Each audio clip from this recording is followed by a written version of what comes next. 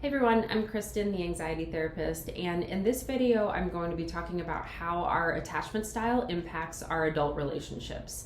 And this can differ depending on whether we're single or in a relationship, or even if we're parents. So this is going to be a three-part series. Today I'm going to be talking about attachment styles as they relate to single people.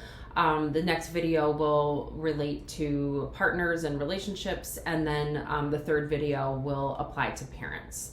So there are a few different predominant attachment styles. Most of the information I'm sharing with you today is taken directly from the Attachment Project, and so they have a really great website where you can take a quiz to see what type of attachment style you have and just learn more about them.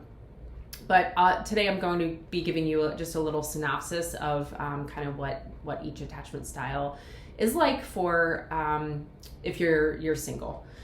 So the anxious preoccupied attachment style, these folks crave relationships, intimacy, and love. And so they might have a hard time being single, and they might really enjoy dating and being flirty and being seduced and receiving that attention.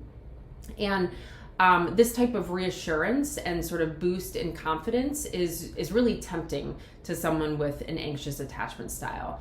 But the problem is that once that sort of more casual dating turns into a relationship, these folks start experiencing a lot of jealousy, anxiety, and a big fear of rejection and abandonment. So the next one is the avoidant dismissive attachment style. So this is characterized by people who are super independent, assertive, self-sufficient. These folks have no issue being single, but they're very sociable, popular, and friendly. They might date around, but tend to lose interest as soon as things start to get a little bit more serious, or their partner tries to connect with them on a deeper, more emotional level. So they kind of take what they want from a relationship, regardless of what their partner might need.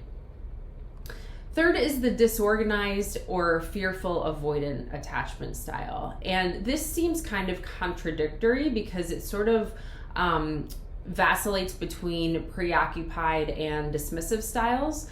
So folks with this attachment style want to be loved and connect with others. And so they may initially come off as confident, attractive, exciting, and as though they kind of have their shit figured out.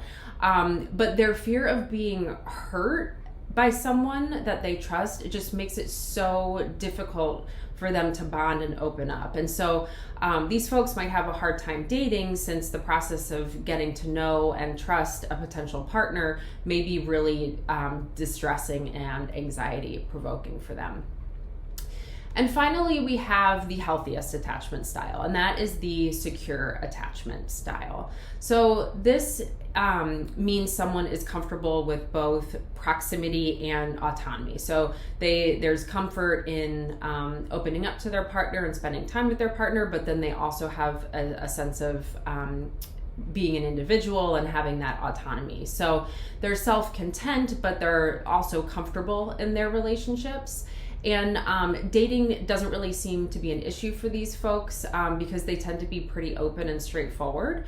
So these people are pretty easy to connect to, and they tend to be warm and just really sort of magnetic toward other people. They feel comfortable approaching and bonding with potential partners. So if you find that one of these sort of less productive or healthy attachment styles applies to you, this does not mean you're doomed, right? It just means that there's a reason your attachment has developed in this way, and so that could be something to be explored further.